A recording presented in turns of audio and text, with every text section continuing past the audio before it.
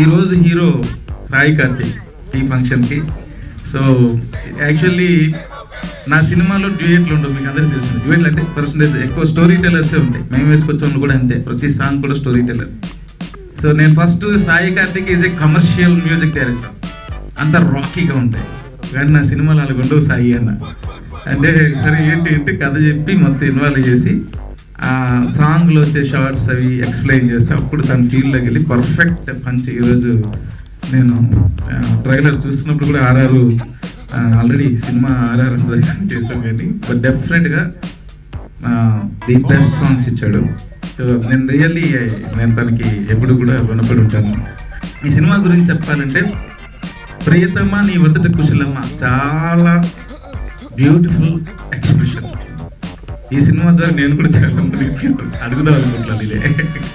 So ఇంత beautiful expression చెప్పాలంటే ఆ చెప్పే వ్యక్తి కూడా అంత బ్యూటిఫుల్గా ఉండాలి, అంత సూపర్గా ఉండాలి. అందుకే వరుణ్ సతీష్ని చూస్ చేసుకోవడం జరిగింది. అయితే ఈ ఎక్స్ప్రెషన్ ఎంత క్లాస్గా ఉందో సినిమా అంత మాస్గా ఉంది. అంటే మేము వేసుకొచ్చాం అనేది ఒక ఓల్డ్ సిటీ బ్యాక్ డ్రాప్లో వెళ్ళాము.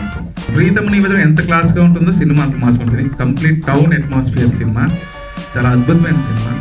ఈ సినిమా పూర్తిగా చెప్పాలంటే ఈరోజు యంగ్స్టర్స్ చిన్న చిన్న ప్రాబ్లమ్స్కి పెద్ద పెద్ద డెసిషన్స్ తీసుకుంటున్నారు, దానివల్ల లైఫ్లు స్పాయిల్ అవుతున్నాయి. అంత పెద్ద డెసిషన్స్ తీసుకోకలేదు, చాలా సింపుల్గా సాల్వ్ చేసుకోవచ్చు అన్నది మెసేజ్ ఉంటుంది ఈ సినిమాలో. 5 songs ఉన్నాయి మూవీలో. ఈ 5 songs కూడా చాలా బ్యూటిఫుల్ మ్యూజిక్.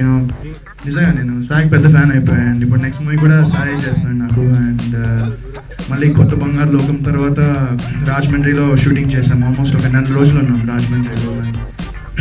త్రినాథ్ గారి గురించి ఇంకోటి చెప్పాలంటే నాకు ఆయన వర్క్ ఎంత నచ్చిందంటే ఈ సినిమాలో నేను యాక్చువల్లీ సినిమా మొత్తం డబ్బింగ్ చెప్పినాక చూశాను. And really I was so impressed. And ఇమీడియట్గా మేము మళ్ళీ ఇంకో సినిమా కూడా చేయాలనుకున్నాం. సో సెకండ్ మూవీ కూడా మేము స్టార్ట్ చేసాం. అందరికి తెలిసి ఉంటుంది, నువ్వలా నేను ఇలా అనే సినిమా కూడా మేము చేసాము.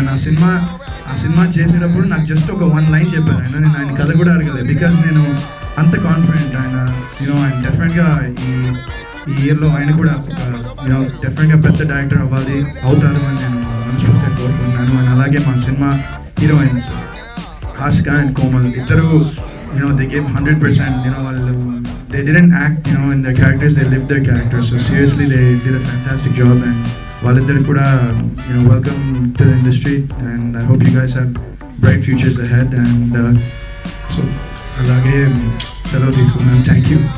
రాజశ్రీ తెలుగు నుండి ఈ రిపోర్ట్ అందిస్తున్నది కెమెరా పర్సన్ రాధాకృష్ణతో శ్రావణ్ జాయ్. మరిన్ని వినోదాల కోసం వెంటనే సబ్స్క్రైబ్ చేసుకోండి మీ రాజశ్రీ తెలుగు.